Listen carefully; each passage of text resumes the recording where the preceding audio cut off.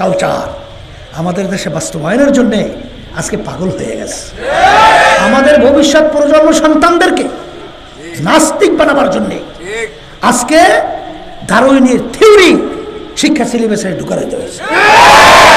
আজকে আমার মুসলমান সন্তানদেরকে নাস্তিক বানাবার জন্য আজকে ট্রান্সজেন্ডার এই শিক্ষা সিলেবাসের ভিতরে ঢুকায়। ট্রান্সজেন্ডারটা কি? একটা মেয়ে যদি মনে করে আমি পুরুষ, হে বলে পুরুষ হয়ে যাবে। আর একটা পুরুষ যদি মনে করে আমি মহিলা, হে বলে মহিলা হয়ে যাবে। এই ব্যাপারটা তো বোঝেন নাই। একটা মেয়ে যদি মনে করে আমি পুরুষ, সে তো আর একটা পুরুষের কাঁধে হাত দিয়ে হাঁটবে। সে বলে আমিও পুরুষ, সেও পুরুষ, সমস্যা কি? আবার একটা মেয়ে পুরুষ যদি মনে করে আমি মেয়ে, হ্যাঁ একটা মেয়ের কাঁধে হাত দিয়ে হাঁটবে, কারণ চিন্তা করবে আমিও মেয়ে, ও মেয়ে, সমস্যাটা কি? বোঝেন নাই বুঝি? কি বলছেন? অবাধ যৌনচার, জারজ প্রোটাক্ট দেওয়ার জন্যই পদক্ষেপ চলছে। কিন্তু মনে রাখা লাগবে হারামে কিন্তু আরাম নাই। এ পশুরা, আজকে বিদেশে দেখো, আমি সিলেট গেছিলাম, এক বড় ধনী মানুষ বিদেশি পদ্ধতি সুন্দর সুন্দর অনেক বিল্ডিং করছে, বুঝছেন?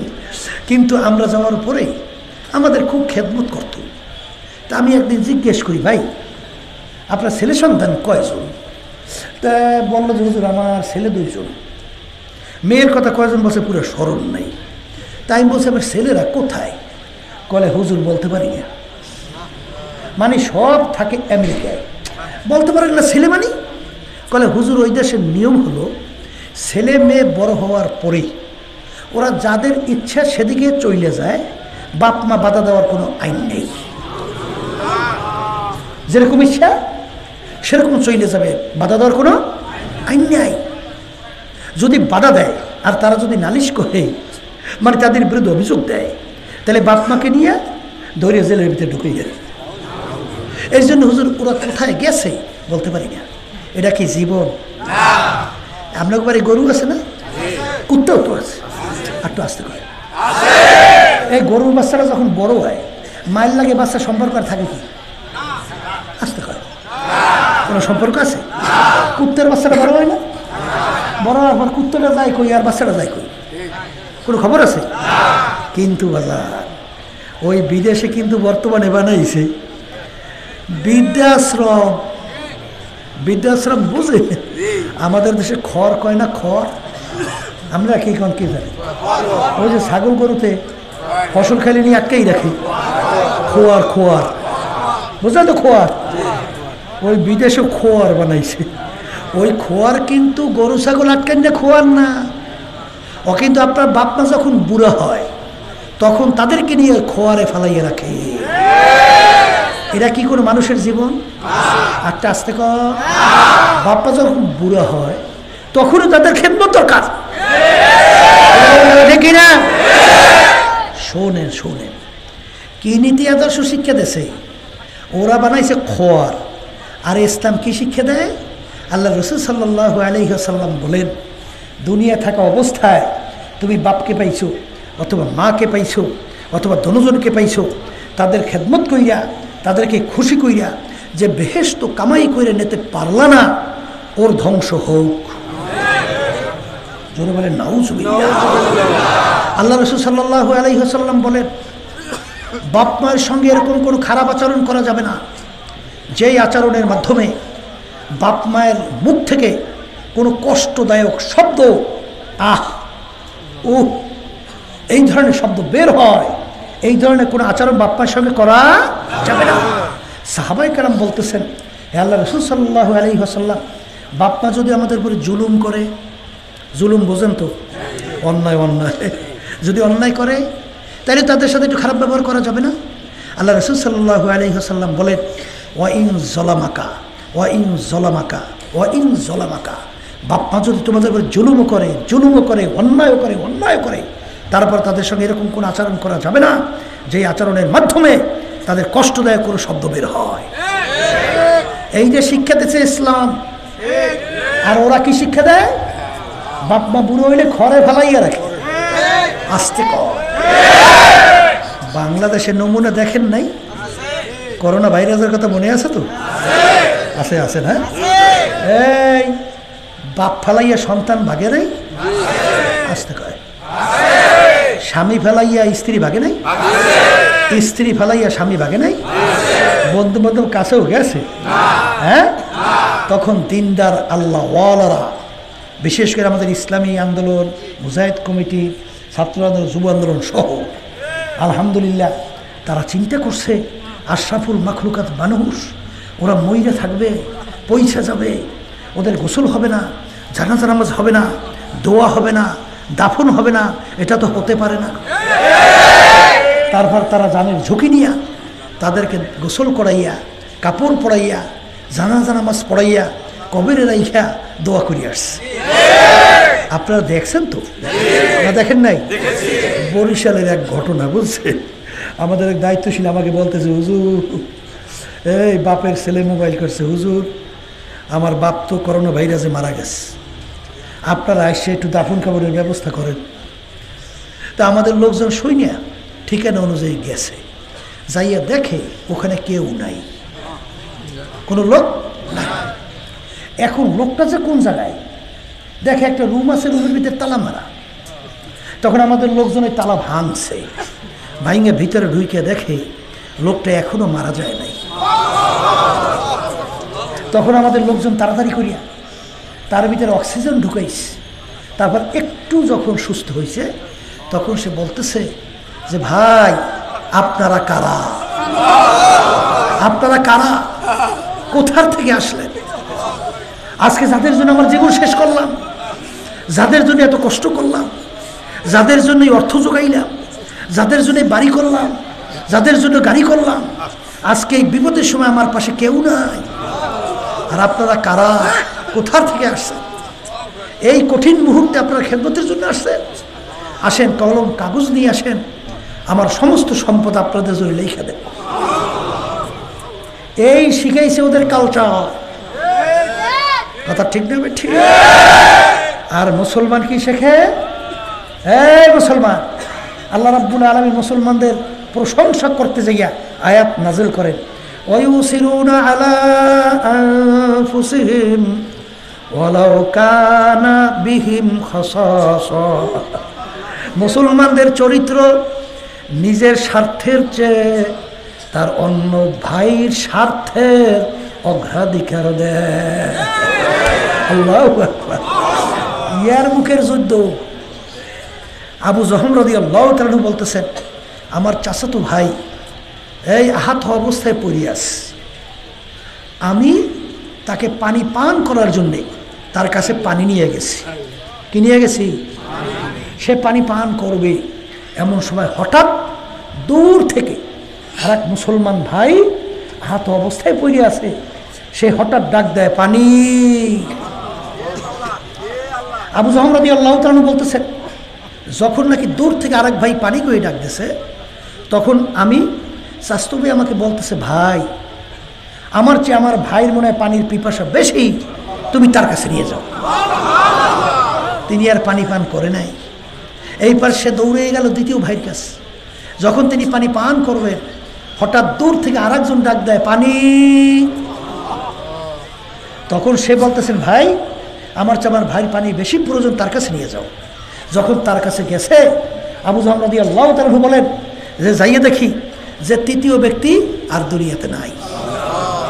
আমি দৌড়ে আসছি আমার তৃতীয় ভাইয়ের কাছে, আইসা দেখি তিনিও দুনিয়াতে নাই। আসছি আমার চাচাতো ভাইয়ের কাছে দৌড়ে, দেখি তিনিও দুনিয়াতে নাই। এন্তেকালের আগে আগে পানির পিপাসা কি প্রয়োজন, কত দরকার, ওই সময়ও নিজের স্বার্থের চেয়ে তার ভাই স্বার্থের অগ্রাধিকার দিয়েছে। আল্লাহ রাব্বুল আলামিন তাদের প্রশংসায় আয়াত নাজিল করে, ওয়ায়ুসিরুনা আলা আনফুসিহিম ওয়ালাউ কানা বিহিম খাসাসা। এই নিজের স্বার্থের চেয়ে তার ভাই স্বার্থের অগ্রাধিকার দেয়। এই ইসলাম শিখাইছে। আস্তে কথা ঠিক না? ঠিক।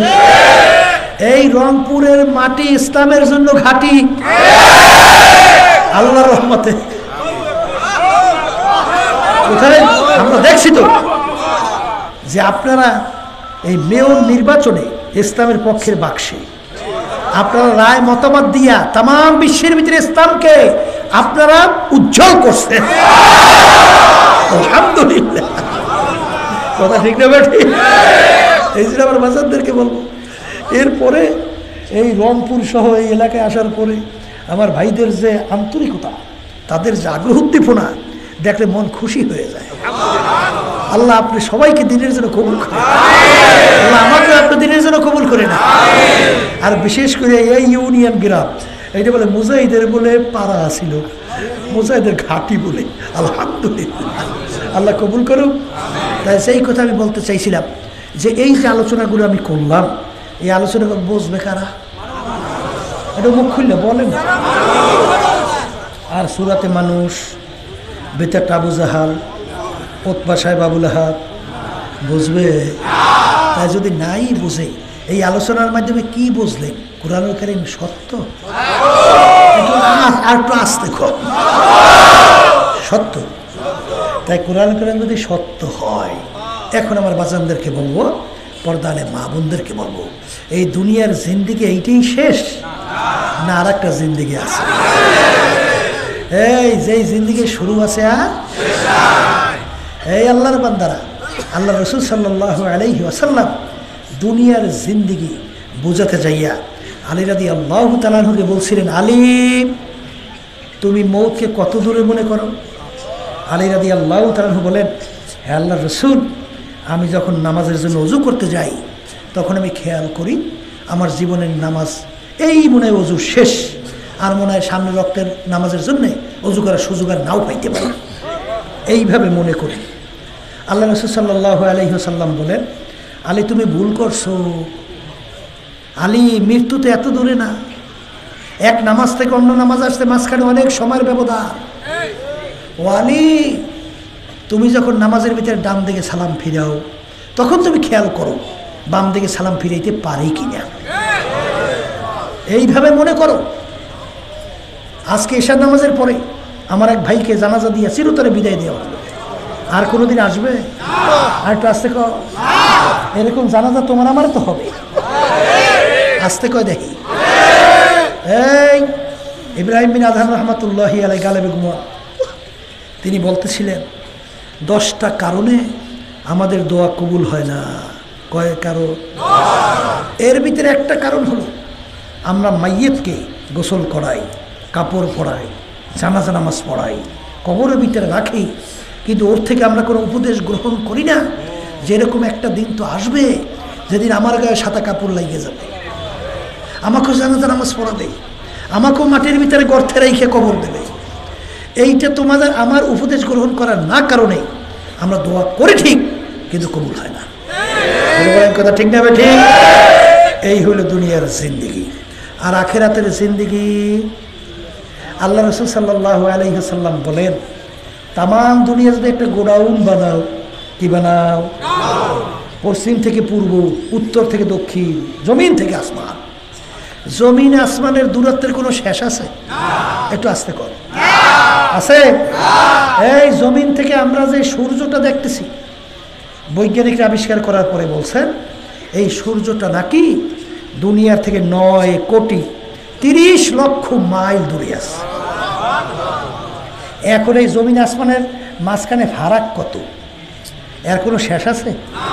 আল্লাহ রাসূল সাল্লাল্লাহু আলাইহি ওয়াসাল্লাম বলেন, এই তাম দুনিয়া যদি জমিন থেকে আসমান, পূর্ব থেকে পশ্চিম, উত্তর থেকে দক্ষিণ গোডাউন বানাও, কি বানাও?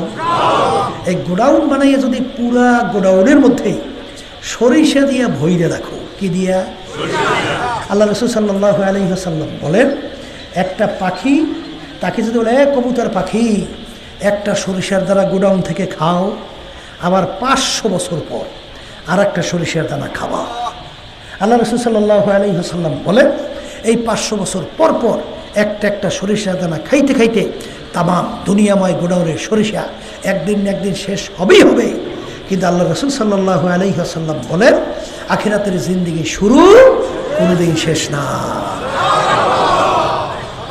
এই যে আখিরাতের জিন্দেগি শুরু শেষ নাই, ওই জিন্দেগির সম্পদ পুঁজি কামাই করার জায়গা কোথায়? বলেন এই দুনিয়ায়। কোথায়? এই দুনিয়ায় থাকা অবস্থায় ওই আখেরাতের সম্বল কামাই করিয়া যাওয়া লাগবে কি লাগবে না? এই জন্য আমার বাজানদেরকে বলবো, পর্দারে মাহমুদদেরকে বলবো, এই সম্বল কামাই করার জন্য যে মাহফিল, কথা ঠিক না? আর যারা নাকি দুনিয়ার মোহে পইরা, দুনিয়ার এই আনন্দ ফুর্তি চাকচিক্যময় নফসের খোরাকি এর পিছনে পইরা যারা নাকি আখেরাতের জিন্দেগি ধ্বংস করতেছেন, আমি সেই বাজানদেরকে, পর্দারে মা বোনদেরকে বলবো, হাকিকত সে তো দুনিয়া বে খবর হ্যায়, হাকিকত সে তো দুনিয়া বে খবর হ্যায়, দুনিয়া কি নুমাইশ পর নজর হ্যায়। এ কবরের যাত্রীরা, মাঝে মাঝে একটু নিরিবিলি চক্ষু বন্ধ করে একটু মুরাকাবা করো। এই দুনিয়ার জিন্দেগি কয়দিন এবং এই দুনিয়া সম্পর্কে একটু চিন্তা করো। আল্লাহ রাসূল সাল্লাল্লাহু আলাইহি ওয়াসাল্লাম বলেন, আর দুনিয়া জিফাতুন ওয়া তালিবুহা কিলা। এ আমার উম্মতেরা, দুনিয়াটা একটা মরগের মতো। বাজান মরগ পানির ভিতর থেকে যখন ভাইসা যায়, ওর পিছনে কোনো মানুষের দল দৌড়ায় না, ওর পিছনে কুকুরের দল দৌড়ায়। কখন মরগ নদীর কিনারায় আসবে আর সেইরা ফাইরা খাবে। আল্লাহ রাসূল সাল্লাল্লাহু আলাইহি ওয়াসাল্লাম বলেন, যারা নাকি দুনিয়ার জিন্দেগির পিছনে পড়বে, মোহে পড়বে, দুনিয়ার চাকচিক্যর ভিতরে পড়বে, ক্ষমতার পিছনে পড়বে, সম্পদের পিছনে পড়বে, আখেরাতকে যারা ভুলবে, আল্লাহ রাসূল বলে এরা হলো দুনিয়ার কুকুরের দল। এ দুনিয়াদার পাগল আমার বাবারা, পর্দার আড়ালের মা বোনেরা, ভালো করে মনকে বুঝাও, তারপর মালিকের দরবারে রওনা করো। বাজার দুনিয়া কিন্তু কোনো সুন্দর জায়গা না। এই গরম, এই ঠান্ডা, বাজার এই রোগ ব্যাধির কোনো শেষ নাই। বাজার ছেলে কথা মানে না, স্ত্রী কথা শোনে না, মেয়ে কথা শুনতে চায় না, স্বামী কথা মানে না। বাজার শত্রু মিত্রর কোনো অভাব নাই। ওদিকে পিছনের দিকে চক্ষু বন্ধ করে তাকাইয়া মোরাকাবা করলে দেখা হয় সব কালকের ঘটনা। ওদিকে আয়নার সামনে যখন চেহারার দিকে তাকাই, দেখি কাঁচা দাড়িগুলা পাইকা সাদা হয়ে গেল, চুলগুলা পাইকা সাদা হয়ে গেল, দাঁতগুলা পইরা বোকা হয়ে, আমরা আরে দাঁতগুলা পইরা আমরা আল্লাহু আকবার কেমন হয়ে গেল। আরে ওদিকে যাদেরকে নিয়ে চায়ের টেবিলে চা খাইলাম, গল্পের টেবিলে গল্প করলাম, আল্লাহু আকবার, বাজারে বাজার করলাম, এখন বাজারে যাইয়ে দেখি সেই লোকগুলাকে আর বাজারে দেখা যায় না, গল্পের টেবিলও নাই, চায়ের টেবিলও নাই। মন কি বুঝরে মন, তাম দুনিয়ায় যে কোনো প্রান্তে মানুষ থাকলে সেকেন্ডের ভিতরে যোগাযোগ করা যায়, কিন্তু তোমার আমার বাড়ির দরজায় আমার আম্মা ঘুমাইয়া রইল, আমার আব্বাও ঘুমাইয়া রইল, আমার আত্মীয় স্বজন ঘুমাইয়া রইল, আজ পর্যন্ত খবর দিতেও পারলো না, নিতেও পারলাম না। এমন একটা দিন আসবে রে মন, দুনিয়ার সব নিয়ম অনুযায়ী চলতে থাকবে, তুমি আর আমি আর থাকবো না। এ দুনিয়াদার পাগল মন কি বুঝো রে মন, দুনিয়ার যে কোনো কাজে 5 বারও যদি কেউ ঠইগা যায়, আবার ওই কাজের ভিতরে চেষ্টা করলে জিতবার আশা করা যায়। বাজার ম্যাজিস্ট্রেট কোর্টে যদি কেউ কেস কইরা ঠগে, আবার ওই জজ করে আপিল কইরা জিতবার আশা করা যায়। জজ করে ঠকলে হাইকোর্ট, হাইকোর্টে ঠকলে সুপ্রিম কোর্ট সিঙ্গেল বেঞ্চ, সেখানে ঠকলে সুপ্রিম কোর্ট ফুল বেঞ্চ, সেখানে ঠকলে প্রেসিডেন্ট কোর্ট, সেখানে ঠকলে আন্তর্জাতিক কোর্ট। কিন্তু এই কবরের যাত্রীরা, তোমার আমার সামনে আখেরাতের 5টা মামলা দাঁড় হইয়া আছে।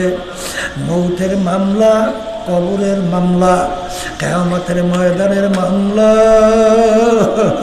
মিজান পুলসিরাতের মামলা। এ কবরের যাত্রীরা, একবার যদি কবরে যেয়ে কেউ ঠই গেব আর দ্বিতীয়বার দুনিয়াতে আইসা আপিল কইয়া জিতবার কিন্তু আর আশা নাই। ওই মামলার তদবিরের জায়গা হলো দুনিয়ায়। এই জন্য আমার বাজানদেরকে বলবো, পর্দারে মা বোনদেরকে বলবো, বাজান রে কোরআনুল কারীম কিন্তু সত্য। আর কোরআনুল কারীম যদি সত্য হয়, বাজান 5 ওয়াক্ত নামাজ আমাদের জন্য মালিক ফরজ করছেন। আরে 1 ওয়াক্ত নামাজ পড়বে বলতে বলতে অন্য ওয়াক্ত আইসা গেছে। কেউ যদি ইচ্ছা কইরা 1 ওয়াক্তের নামাজ নিয়া অন্য ওয়াক্তে কাজা কইরা পড়ে, এই কাজটা যদি কেউ ইচ্ছা কইরা করে কোরআন এবং হাদিস অনুযায়ী, এই অপরাধের জন্যে বাজান কোরআন এবং হাদিস অনুযায়ী জাহান্নামের আগুনের মধ্যে জ্বলতে হবে 2,88,00,000 বছর।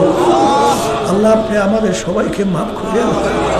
বাজান কেউ যদি একটা ইচ্ছা করে রোজা ছাইরা দেয়, একটা রোজার জন্য কমপক্ষে জাহান্নামের আগুনের ভিতরে জ্বলতে হবে 70,000 বছর। বাজান কেউ যদি একবার বেপরদা হয়, যাদের সঙ্গে দেখা দেওয়ার জায়েজ নাই, তাদের সঙ্গে যদি ইচ্ছা করে দেখা দেয়, কমপক্ষে একটা কবিরা গুনাহ, আর একটা কবিরা গুনার জন্যে কমপক্ষে 7,000 বছর ওই জাহান্নামের আগুনের ভিতরে জ্বলতে হবে। এই পর্দার আড়ালের মা, আল্লাহ রাসূল সাল্লাল্লাহু আলাইহি ওয়াসাল্লাম বলছেন যে হারাম মালের দ্বারা রক্ত এবং গোশত তৈরি হবে, তার জায়গা জাহান্নাম ছাড়া হবে না। আমিনু কামা আমানান নাস। আল্লাহ রাব্বুল আলামিন বলে, ঈমান আনু সাহাবায়ে কেরামরা যেভাবে ঈমান আনছিল, বাবা সাহাবায়ে কেরামদের ঈমান দেখলে তাদের বিশ্বাস যদি আপনারা দেখেন, বাজান জীবন থাকতে হুঁশ থাকতে বাজান জীবনে 1 ওয়াক্ত নামাজ ছাড়ে নাই, বাজান একটা রোজা জীবনে ছাড়ে নাই, জীবনে বেপরদা হয় নাই, বাজান জীবনে হারাম মাল ভক্ষণ করে নাই। আর বর্তমানে এক শ্রেণী আমার বাবারা ক্ষমতার দলের সঙ্গে জড়াইয়া টেন্ডারবাজি, চাঁদাবাজি, জুলুম কইরা, মিথ্যাচার কইরা, বিভিন্ন আইল ঠেইলা জমিন নিজের বাড়াইয়া সম্পদ গুছাইয়া হারামের ভিতরে লিপ্ত হও। ওরে কবরের যাত্রীরা, আল্লাহ রাসূল সাল্লাল্লাহু আলাইহি ওয়াসাল্লাম বলে, যেই হারাম মালের দ্বারা রক্ত এবং গোশত তৈরি হবে, তার জায়গা জাহান্নাম ছাড়া হবে না। এই আল্লাহর বান্দারা, আমি বলি নাই, কোনো পীর বলে নাই, কোনো মুফতি মুহাদ্দিস বলে নাই, আল্লাহ রাসূল বলছেন, আমি শুনাইতেছি বাজান। কে মানবেন জানি না, বুঝা শুই না, তারপর মাওলার কবরে যাইয়া শুইও। বর্তমানে এক শ্রেণী আমার বাজানরা আছে, আমার মালিক বলেন, ইন্নাদ-দীনা ইনদাল্লাহিল ইসলাম, আমার কাছে একমাত্র ইসলামী নীতি আদর্শ ছাড়া অন্য কোনো নীতি আদর্শ আমার কাছে গ্রহণযোগ্য না। আমার কাছে অন্য কোনো নীতি আদর্শ মানবরচিত তন্ত্রমন্ত্র, এই প্রচলিত গণতন্ত্র, এই ধর্মনিরপেক্ষতাবাদ, কমিউনিজম, আরও যে এরকম মানব রচিত তন্ত্রমন্ত্র, আমার মালিক বলেন এটা আমার কাছে গ্রহণযোগ্য না। বাজান প্রচলিত গণতন্ত্র তার থিওরি, বাজান আব্রাহাম লিঙ্কন, প্রাক্তন প্রেসিডেন্ট আমেরিকার, তিনি বলছিলেন government of the people, by the people, for the people. তিনি এক কথায় বুঝায় সমস্ত ক্ষমতার মালিক জনগণ। সবাই জোরে বলেন নাউজুবিল্লাহ। আর আমরা বলছি সমস্ত ক্ষমতার মালিক আল্লাহ। এই আল্লাহর বান্দারা, বর্তমানে এই যে ধর্ম নিরপেক্ষতাবাদ আমাদের দেশেও চলছে, এই নীতি আদর্শ বাস্তবায়ন আছে ভারতে। তারা বলে যার যার ধর্ম সে পালন করবে। বাজার সম্পূর্ণ একটা অযৌক্তিক একটা ব্যাখ্যা। বাজার নিরপেক্ষ শব্দের অর্থ কোনো পক্ষ নাই। বাজার যার একটু জ্ঞান আছে সে কোনোদিন নিরপেক্ষ হইতে পারে। যদি আপনি জিজ্ঞাসা করেন তুমি কে, কলে আমি কৃষ্ণ। বাজান কলে আমি একজন হিন্দু, আমার ধর্ম হলো হিন্দুত্ববাদ। জোরে বলে কথা ঠিক কিনা? কলে তুমি কেনা, কলে আমি একজন জর্জ ডব্লিউ বুশ, আমি একজন খ্রিস্টান, আমার ধর্ম হলো খ্রিস্টবাদ। আমাকে যদি জিজ্ঞাসা করে আপনি কে, আমি বলবো আমার নাম রেজাউল করিম, আমি একজন মুসলমান, আমার নীতি আদর্শ হলো ইসলাম। বাজান পক্ষ হইল না নিরপেক্ষ? জোরে বলেন। তাহলে নিরপেক্ষ হয় কারা? যারা ধর্ম কর্ম মানে না, নাস্তিক। কথা ঠিক না? কবরের যাত্রীরা ভালো করে শুনে রাখো, আল্লাহ রাব্বুল আলামিন ওই সত্য কালামের ভিতরে বলছেন, ইয়াউমা নাদউ কুল্লা উনাসিন বিইমামিহিম, কিয়ামতের ময়দানে আমার মালিক প্রত্যেকটা মানুষকে তার দলের নেতা নেত্রীর সঙ্গে ডাকবে। ডাইকে আমার মালিক বলবেন, তোর দলের নেতা নেত্রী যেদিকে যায় ওদের পিছনে পিছনে সেই দিকে চইলা যা। এক কথায় আমার মালিক বলছে, তোর নেতা নেত্রী যেখানে জায়গা তোর সেইখানে জায়গা। আমি বলছি না, আল্লাহ বলছেন। এই আল্লাহ রাসূল সাল্লাল্লাহু আলাইহি ওয়াসাল্লাম বলেন, মান তাশাব্বাহা বিকওমিন ফাহুয়া মিনহুম। দুনিয়ার ভিতরে তুমি যেই দলভুক্ত হইয়া চলবা, যেই দলের নেতা নেত্রীকে নেতা নেত্রী মানবা, আল্লাহ রাসূল বলেন কিয়ামতের ময়দানে তুমি ওই দলভুক্ত হইয়া উঠবা এবং ওই দলের নেতা নেত্রীর সঙ্গে তোমার হাসর হবে। যার সঙ্গে যার মোহাব্বত তার সঙ্গে তার কিয়ামত। আমি বলছি না, আল্লাহ রাসূল বলছেন। এই জন্য আমার বাজানদেরকে বলো, পর্দা আলে মা বোনদেরকে বলবো, বাজান কার কখন কোন সময় ডাক আসে তোমারও জানা নাই, আমারও জানা নাই। কিন্তু আমার বাজানদেরকে বলবো, একটু দুনিয়ায় পরীক্ষা দিয়া তারপর কবরে পা বাড়াইও। এ দুনিয়ার পাগল,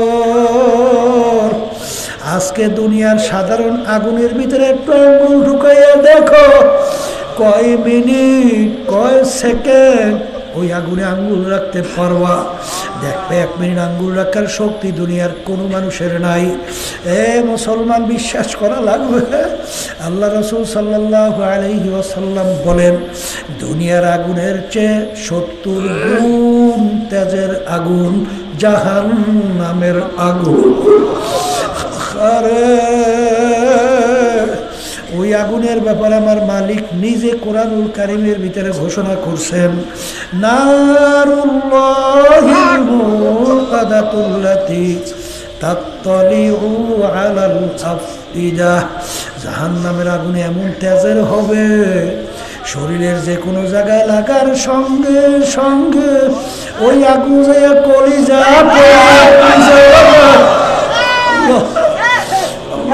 আমাকে আমাদের সবাইকে মাফ করিয়ে দেন।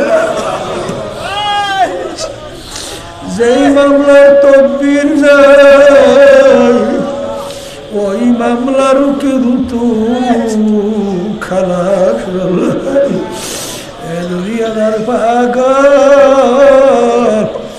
ভালো করে মনকে বুঝাইয়া তারপর মাওলার কবরে রওনা করে। জাহান্নামীরা এমন ভাবে জ্বলবে, আমার মানে কোরআনুল কারীমের ভিতরে বলে, কুল্লামা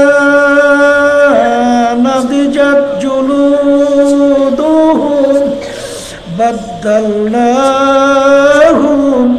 জুলুদান গায়রাহা। জাহান্নামীরা জাহান্নামের আগুনে জ্বলতে জ্বলতে ওদের শরীরের চামড়াটা শরীর থেকে পৃথক হইয়া চামড়াগুলা জমিনের ভিতরে ধারাস কইরা পইরা যাবে।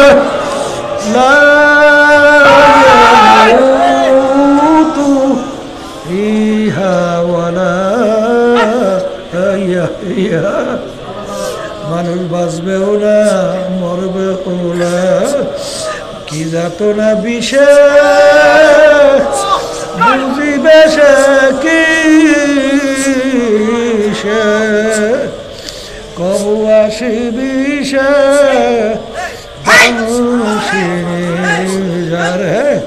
বাজার ভালো করে বুঝে মাওলার কবরে যাও। এই কবরের যাত্রীরা আল্লাহ রাসূল সাল্লাল্লাহু আলাইহি ওয়াসাল্লাম বলছেন, আল কবরু রাউযাতুম মিন রিয়াজিল জান্নাহ আও হুফরাতুম মিন হুফারিন নার। আমার উম্মতেরা, এই যে কবর দেখো, এই কবর কিন্তু আসল কবর না। কোন আল্লাহর বান্দা বান্দির কবর একটা বেহেশতের বাগান হইয়া যাবে। আল্লাহ আপনি আমার জন্য, আমাদের সবার জন্য কবুল কইরা নিয়া। আল্লাহ রাসূল বাড়াইয়া আমার উম্মতেরা, কোন নাফরমানের কবরের ভিতরে জাহান্নামের আগুন এসে ভইরা যাবে। আল্লাহ আপনি আমাকে, আমাদের সবাইকে মাফ কইরা দিয়েন। আল্লাহ রাসূল বলে, ও আমার উম্মতেরা, কোন নাফরমানের কবরের ভিতরে 99 তিন্নিনান লাউ নুফিকা ফিল আরদি মা আনবাতাত খদেরা। কোন নাফরমানের কবরের ভিতরে একটা না, দুইটা না, 99টা বিষাক্ত সাপ জমা হয়ে গেল। ওই সাপ কিয়ামত পর্যন্ত নাফরমানকে পেঁচাইয়া নাফরমানকে ঠোকরাইতে থাকবে। ওই সাপ কেমন বিষধর হবে। আল্লাহ রাসূল বলে, দুনিয়ার দিকে মুখ কইরা যদি ফুঁক দিত, কোনো গাছপালা তরুলতা মাথা জাগাইতে পারত না। মা বোনদেরকে বলবো, বাজান আমার মালিক বড় দয়ার মালিক, বড় মায়ার মালিক। আমার মালিক যখন মাহফিলে নিয়ে আসছে, বাজান খালিস তওবা করো, মাওলার কাছে কান্দাকাটি করো। যদি আমার মাওলার কাছে মাপ চাওয়ার মতো চাইতে পারো, আমার মালিক বড় দয়ার মাওলা তোমাকে আমাকে টান দিয়া তার কুদরতি কোলের ভিতরে জায়গা না দিয়ে পারবে না। আল্লাহর বান্দারা, পর্দারে মা বোনেরা, আজকে সাধারণ গরমের ভিতরে একটু রৌদ্রের তাপ সহ্য করা যায় না। আল্লাহ রাসূল বলে, কিয়ামতের ময়দানে আমার মালিক এই সূর্য 1 হাত বা 1.5 হাত মাথার উপরে উপর কইরা ছাইরা দিবে। আমার মালিক বলো, সূর্য ওর ভিতরে যত তাপ আছে ছাড়ো, নাফরমান বুঝুক আমি মাওলা কেমন। বাগান কিয়ামতের ময়দানে ঘর নাই, বাড়ি নাই, পানি নাই, ভাগুন নাও, কোনো জায়গা নাই। সূর্যের তাপে নাফরমানদের তালুটা ফাইটা মগজগুলা ভাতের মতো উতলাইয়া বাইয়া বাইয়া পড়তে থাকবে। লা ইয়ামুতু ফিহা ওয়ালা ইয়াহিয়া। মানুষ বাঁচবেও না, মরবেও না। এ মুসলমান, কুরআনুল কারীম সত্য, হাদিস সত্য। ওই এক সেকেন্ডের আযাব সহ্য করার শক্তি দুনিয়ার কোনো মানুষের নাই। এই জন্য আমার বাজানদেরকে বলবো, মুসলমান বলতেই মন চায় গুনার থেকে ফেরবে, নেকের কাজ করবে, চোখে পানি নিয়ে কলম নরম করে মাওলার কবরে যাবে। কিন্তু বাজান, শয়তান এবং নফস তোমার আমার পিছনে গুনার ভিতরে লিপ্ত করাইয়া জাহান্নামে নেওয়ার জন্য সর্বক্ষণ চেষ্টা করে। ওই শয়তান এবং নফসের ধোঁকার থেকে বাঁচার জন্যে আমার মালিক বলছেন, ওয়াকুনু মা'আস সাদিকিন, তোমরা সাদিকিন বান্দাদের সঙ্গী হও। এই যে তরিকা শোনে, চরমনায়ের তরিকা, এই তরিকার নাম হলো চিশতিয়া সাবিরিয়া তরিকা। বাজান, এই তরিকার 5টা ঔষধ আমার দাদাজানের কথা শুনছি। আমার দাদাজান চ্যালেঞ্জ করে বলছিলেন, তোমরা ঠিক মতো পালন করে দেখো, আল্লাহর রহমতের ভরসা করে বলতে পারি, শয়তান এবং নফস তোমাদেরকে আল্লাহর ফজল ও করমে গুনার কাজের কাছেও নিতে পারবে না। আগে তোমার চোখের পানি ছিল না, এখন দেখবা ঠেকাইয়াও চোখের পানি রাখতে পারবা না। আল্লাহর ফজল ও করমে দেখবা নেকের দিকে তুমি ঝুঁকতেছো আর গুনার থেকে ফেরতে পারতেছো। এরকম প্রমাণ আপনাদের এলাকায় আছে না নাই? এই জন্য আমার বাজানদেরকে বলবো, চরমনায়ের তরিকা যদি ভালো না লাগে যে কোনো এক সহি তরিকে যাও, সেখানে যাইয়া মাওলার পাগল হইয়া চোখে পানি নিয়ে কলম নরম কইরা বাজার গুনার থেকে ফেইরা নেকের কাজ কইরা তারপর আমার মাওলার কবরে রওনা করো। আল্লাহুম্মা আমিন।